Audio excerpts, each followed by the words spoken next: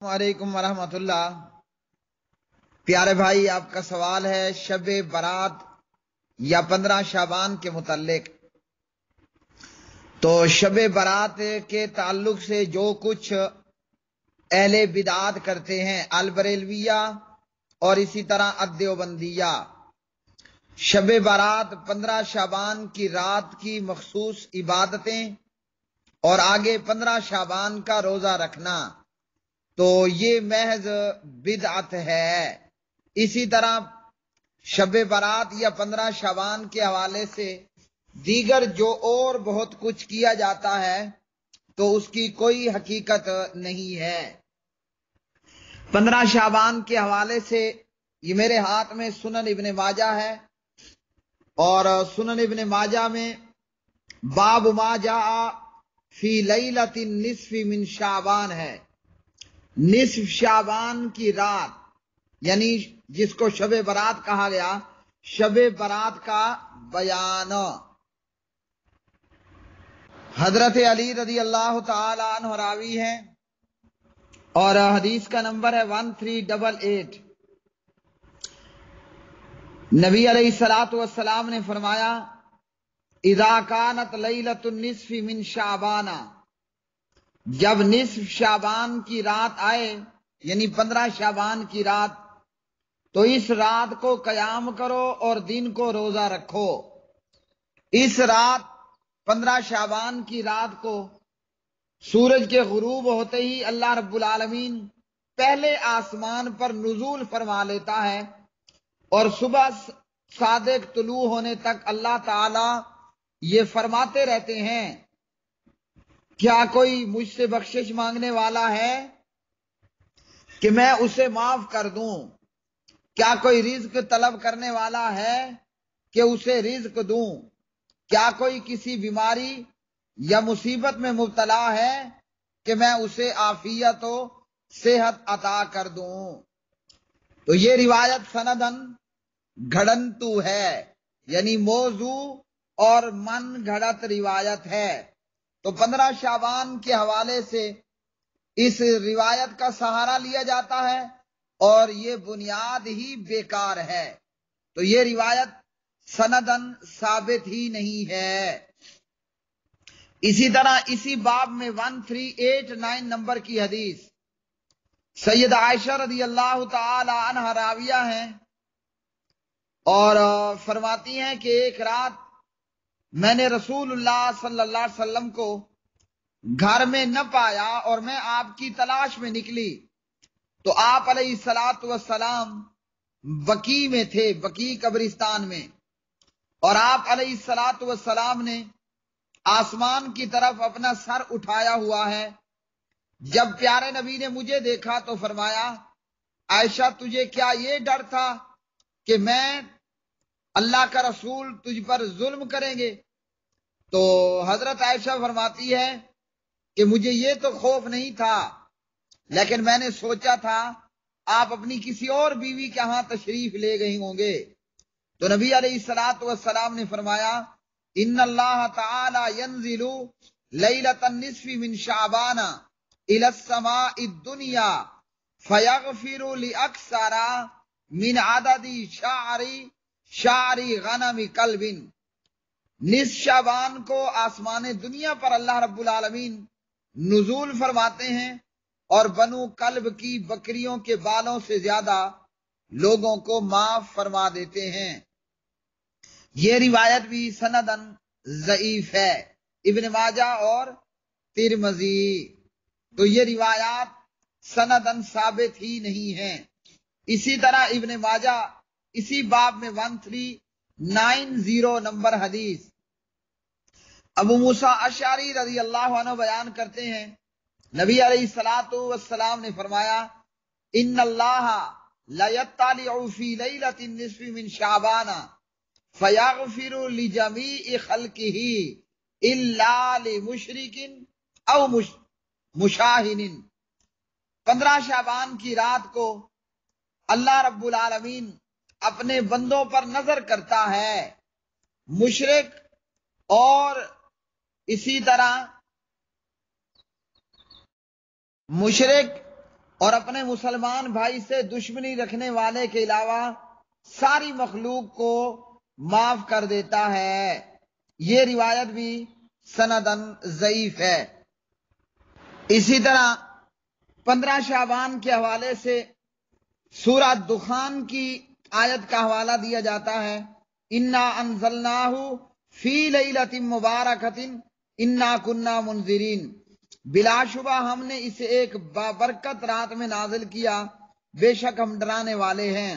تو اس بابرکت رات سے مراد لیلۃ القدر ہے، جو رمضان کے آخری عشرے کی طاق راتوں میں ہوتی ہے۔ انا انزلناہ فی لیلۃ القدر۔ اب اس آیت کو بھی 15 شعبان کے تعلق سے بیان کیا جاتا ہے، جو کہ درست نہیں ہے۔ اسی طرح 15 شعبان کی رات کو ایک خاص نماز پڑھی جاتی ہے، رکھتے ہیں اس کی 1000 اور ہر رکعت میں 10 بار قل هو اللہ احد، توبہ توبہ۔ تو یہ بھی گھڑنتو ہے۔ ویسے جو ایک رات میں 1000 رکعتیں پڑھے گا اور ہر رکعت میں 10 بار قل هو اللہ احد، اس کا دماغ ویسے ہی اپنی جگہ پر نہیں رہے گا۔ پھر شب برات کو چراغاں کیے جاتے ہیں اور ایسی بے شمار چیزیں، تو ان کی کوئی حقیقت نہیں ہے۔ استاد محترم فضیلت الشیخ ابو الحسن مبشر احمد ربانی حافظہ اللہ لکھتے ہیں، یہ 15 شعبان کو پڑھی جانے والی 1000 رکعت والی نماز سب سے پہلے بیت المقدس میں 448 ہجری میں ایجاد کی گئی، تذکرۃ الموضوعات۔ لہذا ایسی کوئی نماز شریعت سے، کتاب و سنت سے ثابت نہیں جس میں 1000 رکھتے ہوں اور اس طرح کی دیگر چیزیں۔ یاد رکھیے پیارے نبی علیہ الصلوۃ والسلام نے ہمیں بدعات سے روکنے کا حکم دیا۔ سہل بن سعد رضی اللہ عنہ راوی ہیں، نبی علیہ الصلوۃ والسلام نے فرمایا، بے شک میں حوض کوثر پر تم سے پہلے موجود ہوں گا۔ اور اسی حدیث میں آپ نے فرمایا کہ کچھ لوگ پیش ہوں گے جنہیں میں پہچانتا ہوں گا اور وہ مجھے پہچانتے ہوں گے، لیکن انہیں روک دیا جائے گا۔ میں کہوں گا یہ میرے امتی ہیں، کہا جائے گا آپ نہیں جانتے کہ آپ کے بعد دین میں کیا کیا انہوں نے بدعات ایجاد کی۔ یہ سن کر پیارے نبی فرماتے ہیں، میں کہوں گا ان کو مجھ سے دور کر دو، یہ مجھ سے دور ہو جائیں جنہوں نے میرے دین میں تبدیلی کی۔ صحیح بخاری اور صحیح مسلم۔ تو یہ حدیث ہمارے لیے ایک سبق ہے۔ 15 شعبان یا شعبان کے اندر کی جانے والی بدعات ہوں یا 27 رجب شب معراج بنایا گیا اس کو، اور اس کے تعلق سے جو بدعات ہیں، محرم الحرام کے تعلق سے جو بدعات ہیں، ربیع الاول کے تعلق سے یہ بدعات ہیں، ایک تو بدعتی کو اس کے بدعتی عمل پر ثواب 0، گندے انڈے کے برابر بھی ثواب نہیں ملتا، اور نمبر 2 بدعات اختیار کرنے کے نتیجے میں کل وہ حوض کوثر سے دھتکار دیا جائے گا، بھگا دیا جائے گا، روک دیا جائے گا۔ ارباز بن ساریہ رضی اللہ تعالی عنہ راوی، نبی علیہ الصلوۃ والسلام نے فرمایا، اوصیکم بتقوی اللہ والسمع والطاعۃ، کہ میں تمہیں اللہ کے تقوی اور اس کی فرمانبرداری کی وصیت کرتا ہوں، اللہ کے تقوی کی وصیت کرتا ہوں، اور اپنے امیر کی بات سننے اور اس کی اطاعت کرنے کی وصیت کرتا ہوں، اگرچہ کوئی حبشی غلام ہی تم پر امیر کیوں نہ بنا دیا جائے۔ فرمایا تم میں سے جو لوگ زندہ رہیں گے وہ بہت سے اختلافات دیکھیں گے، تم پر میری اور میرے ہدایت یافتہ نیکوکار خلفاء کی سنت کی پیروی لازم ہے۔ اس سنت پر مضبوطی سے کار بند رہنا، اور دین میں نئی نئی باتوں کو ایجاد کرنے سے بچتے رہنا، کیونکہ دین میں ہر نئی چیز بدعت ہے اور ہر بدعت ضلالت و گمراہی ہے۔ اور ایک اور روایت میں فرمایا وَكُلَّ ضَلَالَةٍ فِي النَّارِ، اور ہر ضلالت، ہر گمراہی جہنم میں ہے، ابو داود وغیرہ۔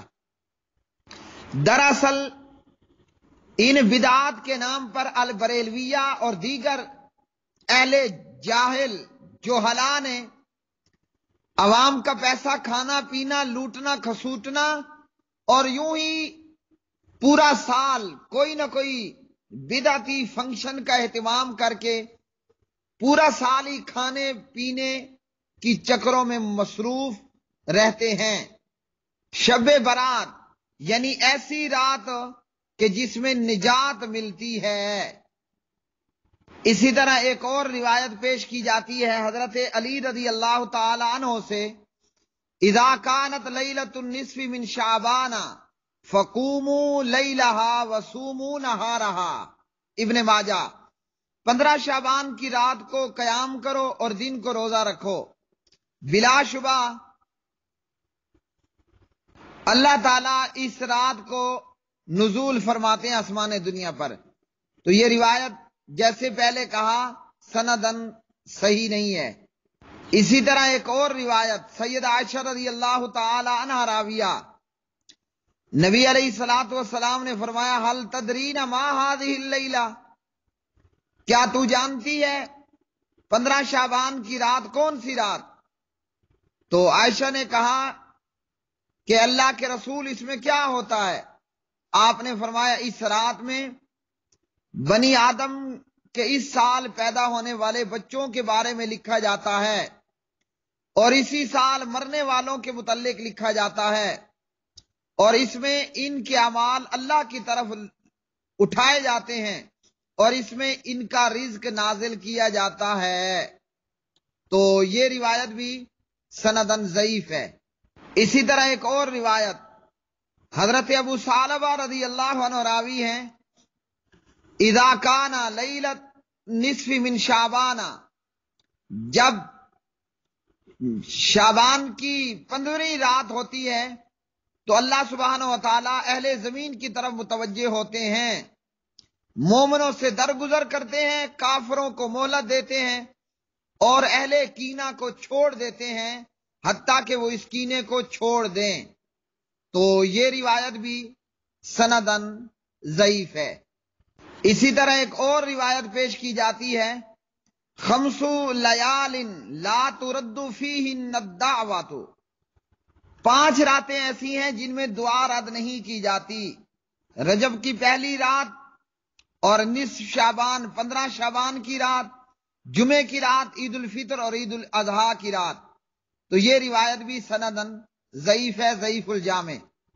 اسی طرح ایک اور روایت مغیرہ رضی اللہ تعالی عنہ راوی ہیں، 15 شعبان کی رات کو لوگوں کی عمریں لکھی جاتی ہیں، اور اسی طرح یہاں تک کہ ایک آدمی نکاح کرے گا اس کے ہاں بچہ پیدا ہوگا وغیرہ۔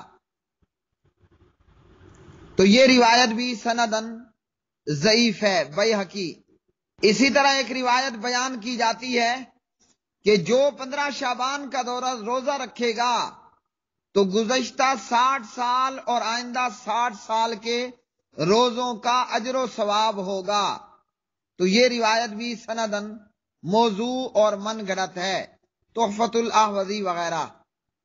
اسی طرح اہل شرک البریلویہ وغیرہ یہ بیان کرتے ہیں کہ شعبان کی 15 تاریخ کو حضرت امیر حمزہ شہید ہوئے، اور اسی رات نبی کریم صلی اللہ علیہ وسلم دندان مبارک آپ کے شہید ہوئے، اور آپ نے حلوہ تناول فرمایا، تمام لوگ حلوے کا خصوصی اہتمام کریں۔